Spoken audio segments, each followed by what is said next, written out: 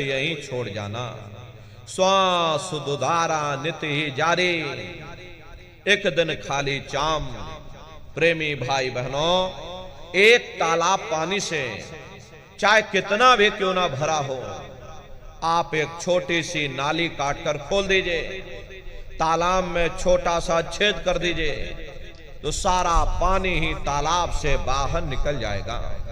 ठीक उसी प्रकार से तुम्हारा ये शरीर भी श्वासों का भंडार है, और जब तक श्वासों का भंडार जारी है, हम दुनिया के काम काज में फंसे हुए, दुनिया के कारोबार में हम आप उलझे हुए, लेकिन जिस वक्त ये श्वासों का भंडार खाली होगा, अरे टेलीफोन खड़क जाएंगे, तार पहुंच जाएंगे, संदेश पहुंच जाएंगे, सब रिश्ते नातेदार, सब कुटुंब परिवार वाले, सब अड़ोस पड़ोस वाले मिनटों सेकंडों में इकट्ठा हो जाएंगे। प्रेमी भाई बहनों, जिस शरीर से तुम इतना प्रेम किया करते थे, साबुन से मल मल करके नहाते थे, उसे कोई एक रात भी घर में रखने को तैयार नहीं होता। ये कंधों पर लटका करके शमशान भूमि पर छोड़ करके आ जाते हैं। हिंदू लोग तिनका तोड़ाते हैं, जैसे तिनका टूट गया, तेरा मेरा रिश्ता नाता टूट गया। मुसलमान, सिख या ईसाई लोग खाक की मिट्टी कब्र में डाल देते हैं। जो मेरे लिए खाक की मिट्टी है, वह मेरे लिए तू है। अरे मामूली कष्ट नहीं होता, मौत के समय में घनघोर पीड़ा होती है। जनमत मरत दुसह दुख हुई, सहजो बाई ने बयान किया है।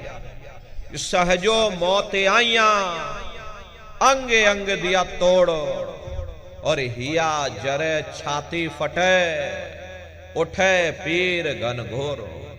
गुरु महाराज सत्संग में फरमाते थे कि जैसे 1,00,000 बिच्छू एक साथ मिल करके हमारे शरीर पर डंक मारे, उससे भी लाखों करोड़ों गुना ज्यादा मौत के समय में दर्द होता है।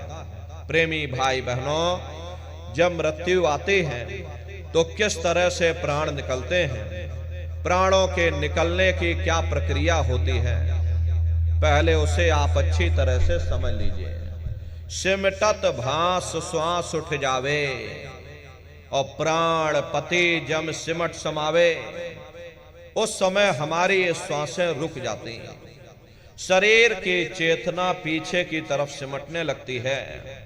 तो सबसे पहले गुदा चक्र टूटता है, क्योंकि गुदा चक्र में पृथ्वी का वास होता है। गुदा चक्र टूट करके ऊपर इंद्रिय चक्र में समा जाता। इंद्रिय चक्र में जल का वास होता, यानी जल ने पृथ्वी को घोल दिया। फिर जब इंद्रिय चक्र टूटेगा तो ऊपर नाभि चक्र में समा जाएगा। ये नाभि चक्र में अग्नि का वास होता, यानी अग्नि ने फिर जल को सुखा दिया। ये नीचे से सिमटाव होता है, नीचे से ऊपर की ओर सिमटाव होता, पैरों के तलवे से लेकर के ये सिर की चोटी तक सिमटाव होता। फिर जब ये नाभि चक्र टूटेगा तो ऊपर हृदय चक्र में समा जाएगा। हृदय चक्र में वायु का वास होता, यानी वायु ने अग्नि को अपने में समाहित कर लिया, और इस तरह से वायु ऊपर आकाश मुड़ गई। ये आंखों की पुतलियां ऊपर पलट जाती हैं, मुंह खुला का खुला रह जाता। अरे महात्मा समझाते हैं कि भाई जब यह कर्म कलाय उपजावे और बुद्धि सुरत की आन दबावे, जब यह जीवात्मा पांचों तत्वों को लांग करके जल, पृथ्वी, अग्नि, वायु, आकाश, पांचों तत्वों को लांग करके ऊपर आती है, तो काल दाढ़ में आन दवानी, और जब ढर के नैनन से पानी, जब काल अपनी दाढ़ में दबाता है, उस समय नेत्रों से पानी निकलता, इंद्रियां टूट टूट करके चकनाचूर हो जाती, सब रिश्ते नातेदार खड़े रह जाएंगे। अरे लगे टकटके दिखे ना भाई, वाह समय को करे सहाय। उस समय मरने वाला टकटकी लगाकर देखता है कि कोई मेरी मदद कर दे, कोई मेरी सहायता कर दे, कोई मुझे बचा ले। लेकिन प्रेमी भाई बहनों, सब नात रिश्तेदार खड़े रह जाते, भाई बंधु सब देखते रह जाते, डॉक्टर वैद्य हकीम सब आपको घेरे रह जाते, लेकिन उस समय आपको कोई बचा नहीं पाता। जम के दूत घेर चौफेरा और निकसे प्राण छोड़ के डेरा। यमदूत आते हैं, प्राणों की डोरी को तोड़ देते हैं और जीवात्मा को खींच करके इस शरीर से बाहर कर दिया जाता। जैसे ही जीवात्मा शरीर से अलग हुई, ये शरीर हमारा मिट्टी हो जाता। और इस मिट्टी को ले जा करके तुम शमशान भूमि पर जला करके राख कर देते। हाड़ जले जैसे लाकड़ी, केस जले जैसे घास, और ये कंचन जैसी काया ढह गई, कोई ना आवे पास। ये कहानी हमारी आपकी यहीं समाप्त हो गई। ये जात बिरादरी के रगड़े झगड़े, ये नाम, ये रुतबा, ये शानो शौकत, ये पद और प्रतिष्ठा, ये प्रधानी और ये तुम्हारी कलेक्टरी, ये सब यहीं समाप्त हो गई। लेकिन उधर देखो क्या होता, तुम्हारे जीवात्मा को ले जा करके ऊपर धर्मराज की कचहरी में पेश कर दिया जाएगा। वहां पलक झपकते ही तुम्हारे अच्छे और बुरे कर्मों का हिसाब किताब हो जाएगा। धर्मराज तुमको सजा सुना देंगे, ले जाओ इनको फलाने नरक में डाल दो, क्योंकि मैंने इनको मौका दिया था। जब ये मां के घर में उल्टे लटके हुए थे, सिर इनका जब नीचे था, पैर जब इनके ऊपर थे, मां के घर में जब उल्टे लटके हुए थे, जठराग्नि में जब ये तप रहे थे, उस समय इन्होंने मुझसे प्रार्थना की थी कि हे मालिक, अब प्रभु कृपा कर हुए भांति और सब तज भजन करे दिन राती।